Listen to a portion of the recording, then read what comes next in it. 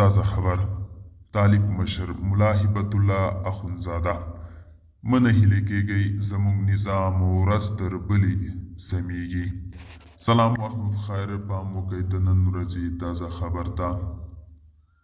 د طالبانو حکومت مشر ملا هبت الله اخونزاده وایي د دوی حکومت ورځ تر بلې د ښه کېدو پر لور روان دی. هغه په کندهار کې د 480 پولیسو فراغت غونډې ته ویلي چې خلک دې نه ناهیلي کېږي. نوموړي دغه راز له طالب سرتېرو غوښتي چې د پیروي ته لومړیتوب ورکړي.